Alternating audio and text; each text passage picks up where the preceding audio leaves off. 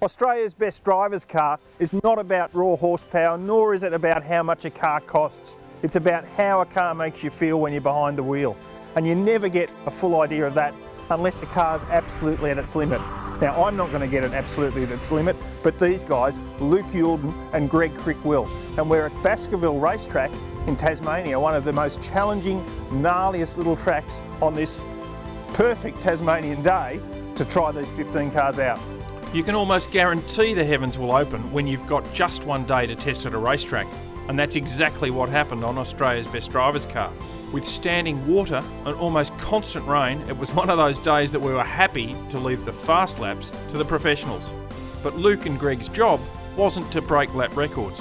It was to deliver an unambiguous interpretation of each car's performance in a controlled environment. The lightweights among the Australia's Best Drivers car fleet were the first to surprise. Toyota's 86 GTS was clearly hard work. Its tendency towards oversteer and low grip rubber meant Youlden had his work cut out. In contrast, the Fiesta ST drew praise from both drivers. Surprisingly good little car, nicely balanced. You know, in these tricky conditions, it's doing everything right. The S1 generated smiles and surprisingly rapid lap times. Balance and good traction from the Quattro all-wheel drive were the key to its success. Obtrusive electronics marked the Golf GTI down in our testers' books. Wow, this is a bit of a surprise after the Fiesta. Not as good as I expected it to be. The traction control overacts badly. It's heavy in the front. After all the raving I've heard about these, I was expecting a bit more than this.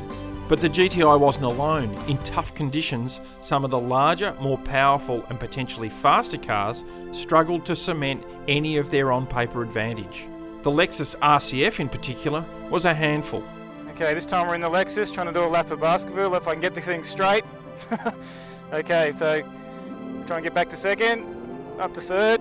Very, very, very slippery in this car. It's very, very nervous. Whoop.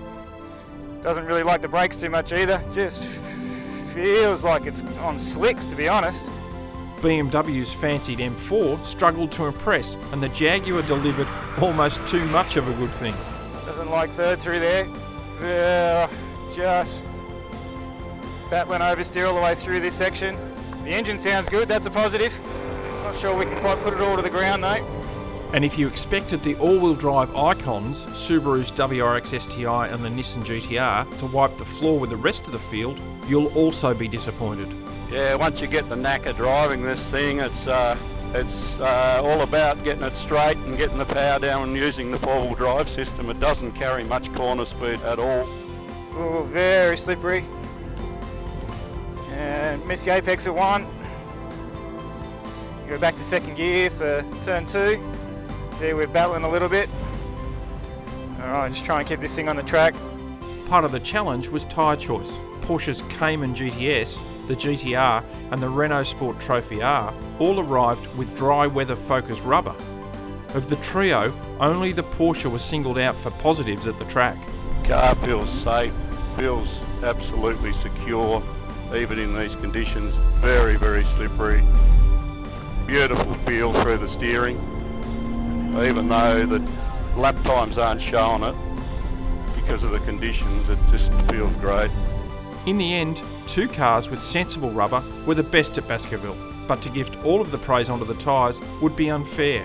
The hometown hero HSV won praise for its balance and power down. But on the day, the top track tearaway was the AMG A45, fastest by almost 2 seconds. Beautiful, smooth, torquey engine, magic gear changes. Beautiful turn in, balance. Everything about this car I like.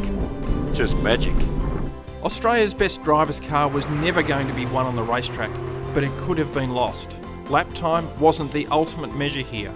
Instead, Baskerville reinforced it's how a car feeds back information that endears it to its driver. Out in the real world, there's nothing more important.